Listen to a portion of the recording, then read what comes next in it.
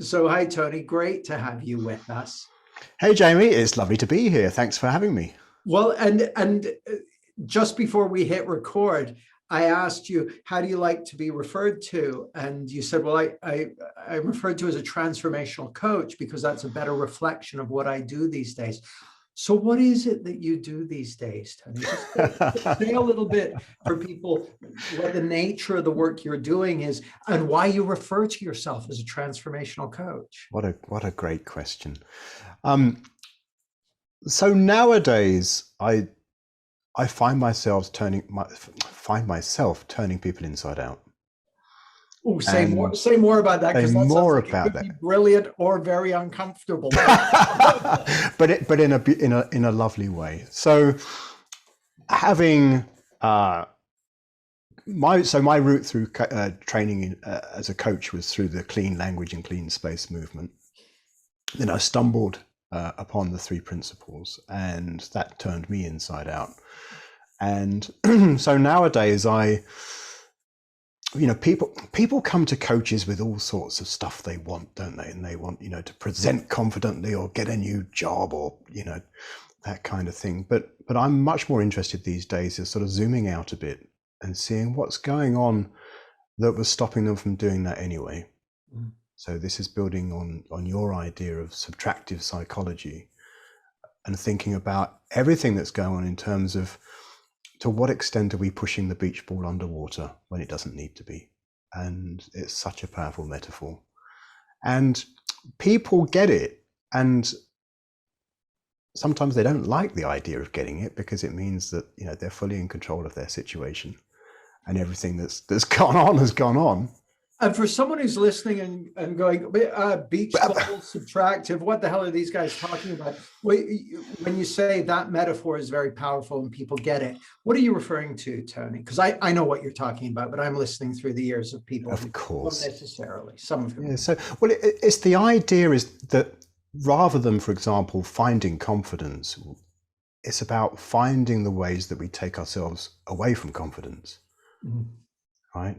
Rather than finding peace, it's exploring how we take ourselves away from peace, right? Which puts us back in control. And it's not something that comes from anybody else or anything else. That's what I mean by that.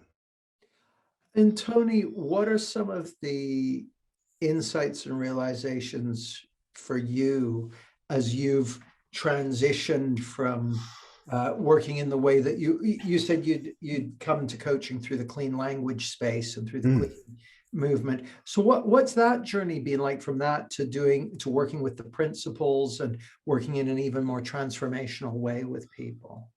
Well, in many ways, the clean language and clean space movement sort of is a perfect sort of companion to the principles, in that clean language is all about working with the client's metaphor and getting them into that metaphor and then having them decide what needs to happen next and how that can happen in the context of their metaphor. So it's great as a coach that you're not putting in much content. I think there's a list of less than a couple of dozen questions that you're able to ask as a clean language coach, and you can't put your stuff in. So you're being very, very curious about their experience, about what's going on for them in the moment, and helping them explore that and use that as a resource to get them to where they want to be. So it was a great grounding for me. And is there anything else? What was the question?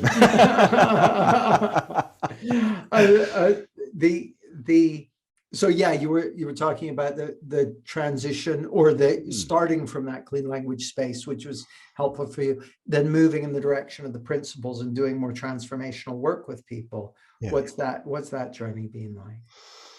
It's felt like coming home in that recognizing that so much, well, we create our experience, right? That's at the heart of this. And I think the recognizing that people have innate wisdom and innate well-being and nobody's broken, and nobody's going to harm you by what they say or what they do, unless, you know, they've got a knife in their hand or something, you know, is absolutely liberating. And seeing the things that happen to us as just things that happen to us rather than things we need to be thinking about is it, yeah, it's the path of freedom. It really is. It really is. And the thing that struck me is I'm assuming that there have been kind of insights and realizations for you personally on this journey that have made a big difference to you in that respect. Yes, and the thing about insights is that in the moment they feel really powerful, and then in another moment you forget them because you don't write them down. But you know that they're with you for the rest of your life. Yeah. And so I'm thinking now, what are the insights? Let's think of 3 insights that I've had that I could Oh, share. you don't need to. I mean, but like, yeah, almost like even as I listen to you, I can feel the kind of the presence of things that have made a big difference to you. You know? absolutely. And so I found myself this weekend having a strange experience in that I was invited to speak to a group of people who were on a boot camp for mindset boot camp for trading. Mm-hmm. And these were fairly new to this. Mm. And, you know, they were all coming. Mindset for trading as in stock market investment. Yeah, exactly. Yeah, exactly. And currency so, and all that kind of stuff. And when you say they were new to this, they were new to trading, or they were new to mindset, exactly. Or they were, yeah, got it. Both. And it's interesting because they reckon that for traders, it's all about mindset. It's an emotional game and all that sort of stuff. Yeah. And by default, it runs on fear, right? Yeah. Fear and greed. Yeah. And so I did it. I had a little guest spot and I was going to talk for 5 minutes and then ask some questions. Well, 90 minutes later, I finally got off the stage. But the one thing that everybody said is that you seem so calm and so open. And it's lovely to have that reflected back. Because if it comes across through Zoom, and these people are all in various parts of the States and totally different time zone, and if it can come across in a Zoom conversation, then I think it says a lot, not only about the power of Zoom, but also the power of presence. So what do you attribute that to, Tony? I attribute it to, but again, back to the subtractive thing, it's about noticing when I'd be doing things that would cause me to lose my grounding rather than finding grounding. You know, so,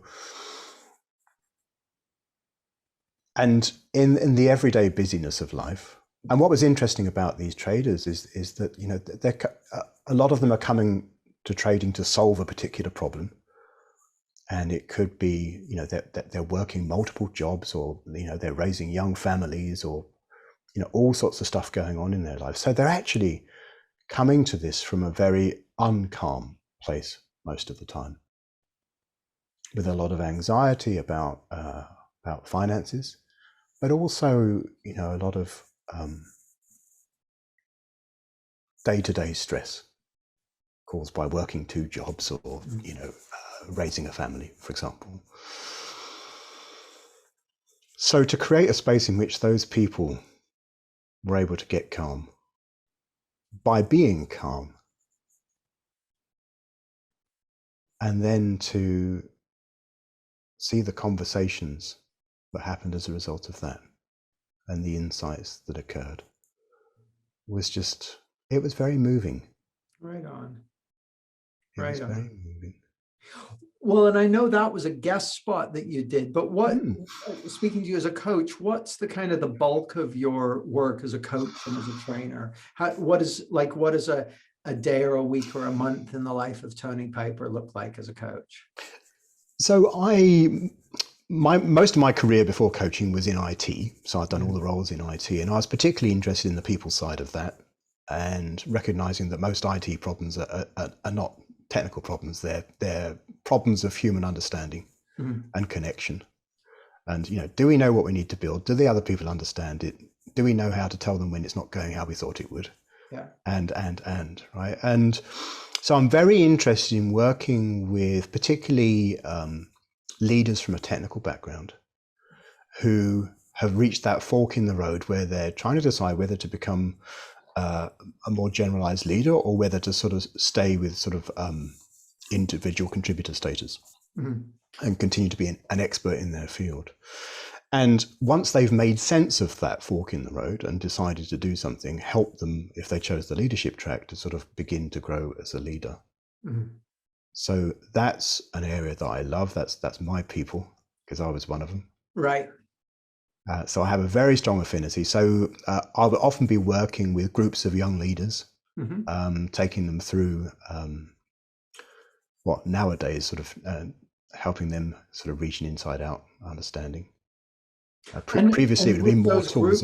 With those groups of young leaders, have you been hired by their company to work with them and to cultivate them? And so while I know that you're working with them to help them get an understanding of, who they are and how their experience is created, what's the kind of headline that the company's hired you to do? Because as you and I know, on rare occasion, a company where the leader or the person hiring is kind of awake to this stuff already, they'll say, as they often say to me, just come in and do your stuff with my people, and they'll leave you to it. More often, companies will have specific objectives that they want to achieve, and this understanding in your case is part of the delivery system for making that happen. So what's the kind of headline that they've hired you to do? Increasingly, it's rooted in communication, actually. How can we help these people who generally are more introverted than extroverted, who generally find it more comfortable to have asynchronous conversations, in text message and email and stuff, versus real-time live conversations with stakeholders in the room. How can we help them get to a place where they're comfortable with that and not just cope with it, but actually flourish? Because, as I said, so much waste in the software industry is caused by misunderstanding and then not having the confidence to address that misunderstanding. And so with those groups of leaders, for instance, what are some examples of kind of how you've helped people with that? Well, when I initially started it, there were quite a lot of tips and tricks, as a lot of coaches would start out and this, that, and the other. But actually, nowadays, I just get them to breathe and get them to get calm and then open their mouth and see what happens. And guess what? They don't need many, tricks and tips other than to just be a breathing, calm human being. It's amazing what we got going for us, huh? What's the effect in their lives and their work? Oh, massive. And in a quantitative sense, you could probably measure sort of things like, employee engagement scores and defect rates on projects and sickness and that kind of thing.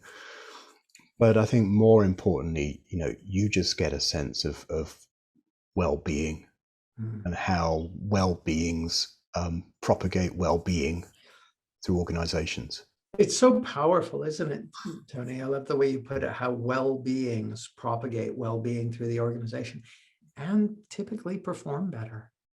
That link between well-being and performance seems to be getting, what I'm seeing, I don't know if you're seeing this, is that more and more companies are seeing the link between well-being and performance.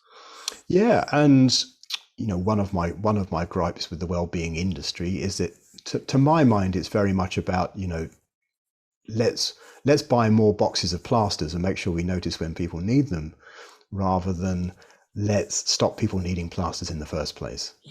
So that's my mission, really. Well, and it's funny you say that. There's the let's stop people needing the plasters in the first place. So the kind of what we might call the preventative aspect of it.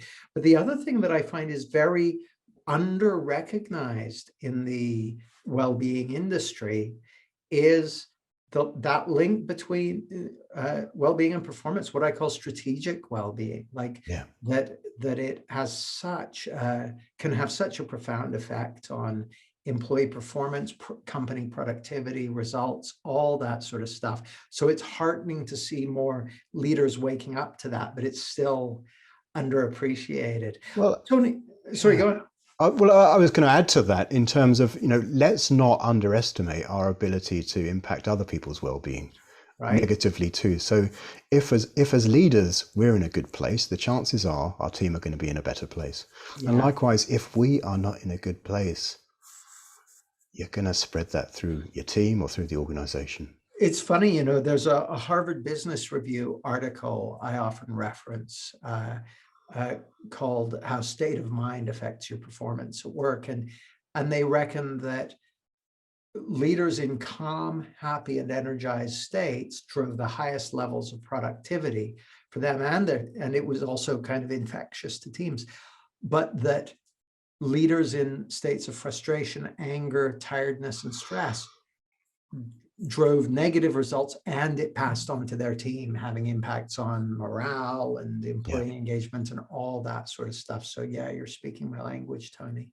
And how do companies engage with you? Like, what, I don't know if you're okay to talk about fees and charging. What are your commercial relationships with companies look like? So it's nearly all by referral. Mm-hmm. It's nearly all by referral. I don't run Facebook ads or Mm-hmm. because often the thing about coaching, let alone transformation coaching, is that people often don't know what's possible. So that makes it quite hard to sell because you're selling something that they don't even believe could be. If I told some of the people I've been working with, in 12 weeks you could be like this, they wouldn't believe you. Yeah. So it's very much for me a process of just getting alongside a person or a team and taking them on a journey that I know by the end of it is going to result in them being much more of who they really are. Mm-hmm. But I don't try and oversell it that way. So I will work with people generally in 3 months, or 12-week chunks. Mm-hmm. And I will be working with them and with their manager. Now, often the managers are, when a manager comes to you and says, "Can you help this person?" My instinct is generally to start working with the manager and say, "Well, what is it about this person that you don't know? You don't know quite yet how to help." So I always make sure that any work I'm doing, that we're sort of doing some sort of co-coaching with the manager as well, mm-hmm. At sort of the beginning, the middle, and the end, rather than just a review of how the coaching's going. Yeah. Well, because it's a system, isn't it? It's any group of people is a system. Yeah. 100%. And I have ended up working with managers as a result of coaching their direct reports. Yeah. So. Well, like you, I love working with groups for 12 weeks because you can see it's shocking how much transformation people can see in that relatively short period of time. Absolutely. What do you charge for that? If it's okay to, or how do you charge for that? Feel free to answer whichever way, and don't share anything you're not comfortable. So my fees are, I work on a sort of a fixed fee for a period of time basis. If I'm working with somebody over 12 weeks, some people, depending on where they're at and what they're doing, they want regular coaching every week, and it might be an hour, it might be an hour and a half. Some people want a couple of hours every 2 weeks. So, but what I don't like is that, that feeling of being in the taxi with the meter running. Right. And it's sort of like, well, you've had your hour and a half this week or this fortnight, so we can't do any more. Mm-hmm. I like to serve my clients to the fullest extent that I can. Now, that's not to say that if they message me at 3 a.m, I'm going to be waiting for the notification. Yeah. But it means that if they need it, and maybe they don't, I'm there for them.